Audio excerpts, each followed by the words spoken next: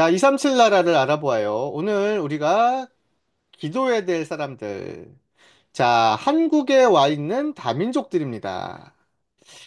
자, 우리나라도요, 외국인들이 많고 다민족들이 많이 들어와 있어요. 그렇다면 우리나라에 와 있는 다민족들은 어떻게 살고 있고, 그들을 위해 어떻게 기도하면 좋을지 우리가 알아봐야 되겠죠?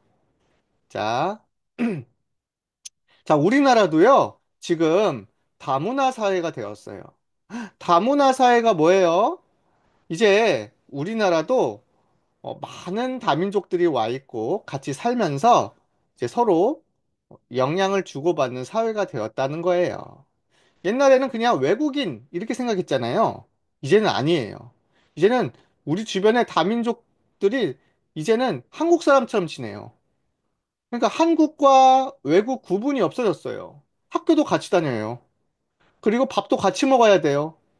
그리고 이제는 친구도 돼야 돼요. 그러다 보니까 이제 섞여 사는 거예요. 그러다 보니까 너랑 나랑 달라. 쟤 이상해. 이러면 안 돼요. 어떻게 해야 돼요? 아, 저 친구도 한국에 사는 다민족 아이구나. 외국에서 보면 나도 다민족이에요. 그쵸? 한국도 한 나라가 아니게 됐어요. 한국 안에 여러 가정이 함께 사는 사회가 되었습니다. 자, 그래서 서로 이해해주고 같이 친구가 되어주고 도와줄 수도 있어야 돼요.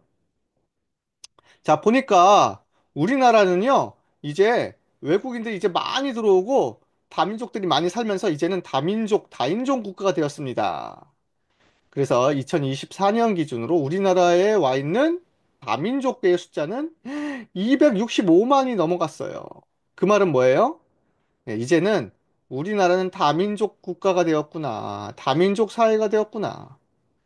주로 경기도에도 많이 살아요. 서울에도 많이 살고. 네. 자, 보니까 주로 우리나라에 와 있는 다민족 나라의 국가들 보니까 중국에서 온 다민족들이 제일 많네요. 특별히 중국에 있는 한국계 사람들, 조선족이라고 하죠. 우리 그런 가정들이 제일 많이 와 있어요. 그래서 우리 주변에 보면 한국 사람인지 중국 사람인지 구분이 안 되죠? 이제 같이 사는 거예요. 한국말도 잘해요. 베트남 사람도 정말 많이 와 있어요. 중국 다음에 와 있는 사람들이 베트남. 또 완전히 중국의 사람들, 한족도 있고, 한족도 있고, 중화권 민족들이 많이 와 있습니다. 태국도 많이 와 있네요. 그리고 러시아권에 우즈베키스탄 비롯해서 뭐 카자흐스탄, 많은 러시아권 사람들이 많이 와 있어요. 그래서 고려인들도 많이 와 있죠. 특히 고려인들은 옛날에 우리나라에서 러시아권으로 끌려간 조상들이 있는 사람들이거든요. 한국어도 잘해요. 그리고 와서 보면은 한국 사람은 비슷하게 생겼어요. 자, 이제는 우리가 주변에 살고 보면은 한국 사람인지 외국 사람인지 구분이 안 돼요. 이게 좋은 거예요. 구분할 필요가 없어요. 그냥 다 같이, 아, 하나님 안에서 한 형제 자매구나. 우리나라 안에서 다 같이 사는 국민들이구나. 이렇게 생각하면 좋겠습니다. 지금은 이제 거리만 가도요, 다민족들을 쉽게 볼 수 있죠? 어. 그래서 2025년 전체로 따지면 이제 외국인 관광객 숫자가 2천만 명이 넘을 거래요. 우리나라 인구가 5천만인데 2천만이면 어떻게 돼? 어, 거리에 가다 보면 그냥 다 다민족들을 볼 수 있는 거야. 응? 그 어떤 데는요, 다민족들이 더 많아요. 그래서 내가 외국에 와 있는 것 같아. 그렇죠? 네. 또 다민족들이요, 우리나라에 일하러 많이 들어와요. 외국인 근로자라고 하잖아요. 100만 명이 넘었어요. 이 말은 우리 곳곳에서 일하는 사람들 중에 다양한 다민족들을 쉽게 볼 수 있다. 그래서 우리 아빠가 일하는 직장에도 또 우리가 가는 학교 같은 직장에도 다민족이 많아요. 특히 학교나 유치원 이런 데는요, 외국인 선생님들 정말 많죠? 어, 심지어는 학교 같은 데는 외국인 교사들이 꼭 있어야 되는 학교도 있어요. 그래서 우리는 이제 다민족 많이 볼 수 있다. 그러다 보니까 어, 영어도 잘하고 외국어도 잘하면 좋죠. 이제는 유치원에 선교원에도 보면 한국 사람처럼 생겼는데 미국인 외국인들도 있어요. 그쵸? 우리 교회도 있어요. 한국 사람처럼 생겼는데 미국인이에요. 우리 유치원은 어린이집에도 있어요. 사람처럼 생겼는데 일본인, 미국인, 응? 국적이 달라. 외국인들이 진짜 많아요. 자, 또 우리나라에 공부하러 온 외국인들도 유학생들도 많아요. 이제 유학생들이 30만이 넘었어요. 그 말은 뭐예요? 이거는 대학생들만 따진 건데도 이렇게 많아요. 그래서 이제 곳곳에서 우리는 다민족들을 너무 쉽게 볼 수 있다. 그렇다면 이 사람들이 다 복음 들으면 어떻게 될까? 나중에 자기 나라로 갈 거 아니에요? 그럼 복음 가지고 가게 되는 거야. 그러니까 우리는 한국에서 전도할 수 있어. 한국에서 세계복음 할 수 있어요. 너무 좋죠? 이제는 아예 한국에서 살래요 하면서 결혼하는 외국인들도 많아요.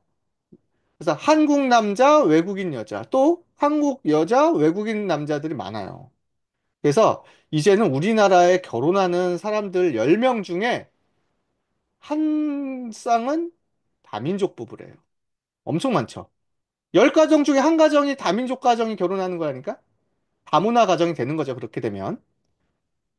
자, 그래서 우리 지금 다문화 전체 인구가 이 말은 120만 명이 넘었는데 외국인뿐만이 아니라 이제는 아예 우리나라에 사는 다문화 가정을 말해요. 다민족, 다문화 인구는 120만 명이 넘어요. 잠깐 왔다 가는 사람도 있지만 아예 우리나라에서 사는 사람들을 말해요. 너무 많죠. 그리고 다문화 가정은 44만이 넘어요. 아예 결혼해서 사는 가정들. 그래서 사실 44만 정도 되면 한 도시나 마찬가지야. 합치면. 그래서 어떤 곳은요, 안산과 같은 곳은 아예 다문화 가정이 너무나 많이 있어서 다문화 거리가 만들어졌어. 외국인들만 사는 거리가 만들어졌다니까? 또 서울의 대림동 같은 경우에는 아예 중국인들이 장악했어요. 그래서 거기는 한국 사람들이 못 가, 무서워서. 중, 중국 사람들이 다 차지했어. 인천에도 차이나타운 같은 데 있잖아요. 그쵸? 거기는 가면 그냥 외국이에요. 이런 데 진짜 많아요. 곳곳에. 응? 그 경기도 주변에 이런 데 많아요. 다민족들이 모여서 사는 동네도 많아요. 그래서 우리 주변에도 있을 수 있어요. 잘 살펴보세요. 어? 우리 경기도 광주 같은 데도요. 경안동 이런 데 가면은 다문화 사람들이 몰려 사는 지역이 있고요. 곳곳에 다문화 식당들, 다민족들이 하는 가게들이 많죠. 자, 이제는 우리 곳곳에 다문화 가정 아이들이 30만이 넘었기 때문에 유치원에서 어린이집에서 학교에서 쉽게 볼 수 있어요. 생김새는 다른 것 같지만 한국에서 태어난 아이들이에요. 그래서 한국어를 또 잘해요. 오히려 외국어를 또 못해. 이 아이들은. 응? 왜냐하면은 한국에서 자라서 태어나서 자랐기 때문에 한국말이 더 빨라. 그래서 생김새는 달라도 다 한국 사람이라고 생각해야 됩니다. 알겠죠? 이제는 구분이 없어요. 자, 그런데 이런 다문화 가정 아이들, 다문화 가정은 어려움이 진짜 많아요. 제일 어려움이 뭘까요? 결혼했던 엄마들이 주로 거의 외국 사람들이 많거든요. 중국, 베트남, 아니면은 이제 외국계 사람들? 한국어를 잘 모른대요. 국제 결혼해서 왔기 때문에 한국어를 몰라서 말이 잘 안 통한대. 그래서 어려움이 많아요. 주변에서 한글 교실을 많이 열어서 도와주고 있지만 부족하대요. 또 뭐가 어려워요? 엄마들이 한국어를 잘 못하고 그러니까 행정 서비스를 지원받기가 어렵고 또 특별히 아이들하고 대화가 어려워서 학교에서 선생님이 뭐 시켜도 잘 못 알아듣고 못 해준대요. 그러니까 어떻게 되겠어요? 자꾸 점점 더 대화가 안 되면 어려워지겠죠. 그래서 사실은 여기서부터 참 많이 어렵습니다. 또 뭐가 어려워요? 너희들 이상해! 다민족 가정, 다문화 아이들 색깔이 이상해 하면서 막 차별하고 무시하고 그런대요. 이러면 안 되죠. 똑같이 하나님이 하나님의 형상으로 창조하신 귀한 사람들인데 색깔이 다르다고 말을 잘 못한다고 무시하고 차별하면 안 돼요. 근데 지금도 이런 사람들이 많대요. 자, 우리는 정말 이러면 안 되겠습니다. 근데 이렇게 되면 어떻게 돼요? 상처가 생겨요. 나는 한국에 사는 것도 어려운데 이 한국 사람들이 날 무시하고 차별해. 슬퍼. 그럼 어떻게 되겠어요? 거기에 정신적인 어려움도 올 수 있어요. 조심해야 돼요. 그래서 학교에서 이렇게 놀리고 무시하고 그런데요. 더 심각한 건 뭘까요? 어떤 데는요, 다문화 가정 아이를 막 때린대요. 어? 학교 폭력. 그리고 왕따를 시키고 아예 어? 엄청나게 괴롭힌대요. 복음 없는 사람들이 이렇게 괴롭히면 어떻게 되겠어요? 이 다문화 가정 아이들이 너무 큰 상처가 생기고 또 심지어는 네, 더 극단적으로 생각할 수도 있겠죠. 그래서 나 학교 떠날래! 싫어! 학교 다니기 싫어! 하면서 막 학교 떠난대요. 학교를 적응을 못 한대요. 이런 친구들이 나중에 게임에 빠지고, 마약에 빠지고, 깡패들에게 빠지고, 나중에는 이런 아이들이 커갖고 어디로 들어갈지 모르는데 주로 마약 운반책, 깡패 조직, 이런 데 많이 들어간대요. 그래서 우리나라도 어려워지고 사실 영적 문제도 더 심각해지는 겁니다. 사단이 틈을 타면 안 돼요. 그쵸? 사단은 자꾸 상처를 틈을 타거든요. 자, 그래서 우리가 진짜 복음을 전해줘야 되겠죠. 어? 그리고 더 심각한 건 뭐예요? 지금 다문화 가정 아이들이 어렸을 때부터 게임 중독이나 심지어는 네, 여러 가지 중독에 빠져 있어요. 왜냐면 친구가 많이 없거든요. 친구랑 놀기도 힘들거든요. 그리고 엄마 아빠가 잘 도와주지도 않는데요. 엄마 아빠가 이혼해서 떠났대요. 밥도 잘 안 차려준대요. 방치한대요. 그래서 할 수 있는 게 게임밖에 없어요. 맨날 게임만 하고 집에 살고 있는 아이들이 정말 많대요. 어떤 친구는요, 자기 윗집에 다민족 아이가 있었는데 한 번도 못 마주쳤대요. 왜요? 하도 집 밖을 안 나가. 이런 가정들도 많아요. 우리 주변에 정말 많습니다. 그래서 우리나라에도요, 등록되지 않은 불법 체류자 가정 아이들, 다문화 가정 아이들 합치면은 4만 명이 넘어가요. 그러니까 등록되지 않았다는 건 뭐야? 국적이 없어. 완전히 학교에서도 파악이 어려워. 학교 안 가도 돼. 자, 이런 아이들이 점점 크면 어떻게 되겠어요? 진짜 우리가 기도해 줘야 되겠죠? 더 심각한 건 뭐예요? 정신 문제가 와 있어요. 다문화 가정 아이들이 대부분이 지금 큰 상처와 슬픔과 정체성 혼란과 여러 가지 가정 문제로 와 있는데 이건 복음 없어서 그런 거예요. 이미 하나님 떠난 문제도 있지만 영적 문제가 심각하게 와서 정신 문제, 귀신 보이고 시달리고 생활이 어려운 아이들이 정말 많아요. 우리가 진짜 복음으로 전달해 줘야 되겠습니다.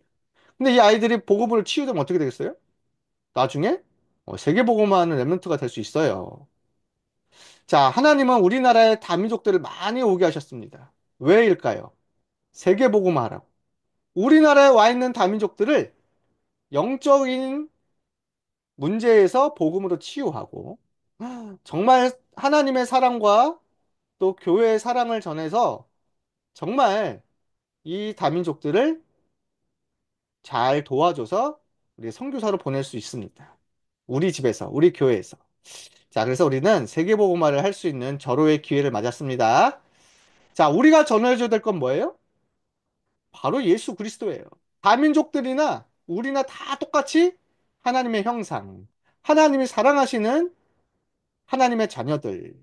우리는 그리스도의 복음을 전해줘야 또 이런 다민족 친구들의 어려움을 겪고 있으면 정확한 그리스도의 복음과 함께 실제적으로 도와줄 수 있어요. 친구가 되어줄 수 있고 우리 같이 교회에서 토요 학교를 통해 달란트도 찾아줄 수 있고요. 그래서 결국에는 하나님 말씀으로 예배드리게 해서 스스로 어, 복음으로 살아남도록 도와주는 거예요. 결국에는 그 나라의 선교사가 되도록 도와주는 거예요. 이렇게까지 우리는 하나님이 준비하신 세계복음화를 누릴 수 있습니다. 다문화 사회가 된 우리나라에 2, 3, 7 나라 5천 종족 살릴 다민족 선교사들이 많이 일어나기를 축복합니다. 기도하겠습니다. 기도손, 기도는 따라서 해주세요. 다민족의 다민족의 흑암은 결박되고 그가면 결박되고 하나님의 나라가 하나님의 나라가 임하게 해주세요. 임하게 해주세요. 오직 복음으로 오직 복음으로 다민족들이 치유되고 다민족들이 치유되고 영적 서밋 되게 해주세요. 영적 삶이 되게 해주세요. 다민족 렘넌트들이 일어나 다민족 랩런트들이 일어나 237 나라 5천 종족을 237나라 5천 종족을 살리게 해주세요. 살리게 해주세요. 예수 그리스도의 이름으로 내가 그리스도의 이름으로 기도합니다. 기도합니다. 아멘. 아멘.